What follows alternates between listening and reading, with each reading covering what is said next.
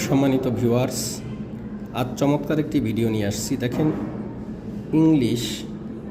এই ইংলিশ শিখতে গেলে কত ভেজাল অনেকে মনে করে, কিন্তু আমি মনে করি এটাতে আবার মজাও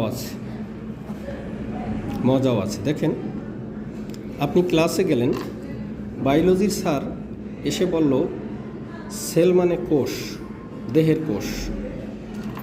আবার ফিজিক্সের স্যার ক্লাসে এসে বললেন সেল মানে ব্যাটারি। ইকোনমিক্সের স্যার ক্লাসে এসে বললেন সেল মানে বিক্রি করা।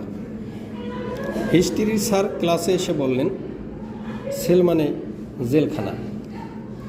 শেষে ইংলিশের স্যার ক্লাসে এসে বললেন সেল মানে মোবাইল ফোন। দেখেন, একই অঙ্গে কত রূপ।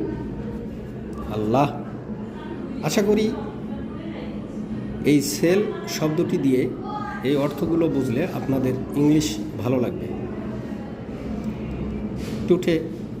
Today this is all. Take care. আল্লাহ হাফেজ।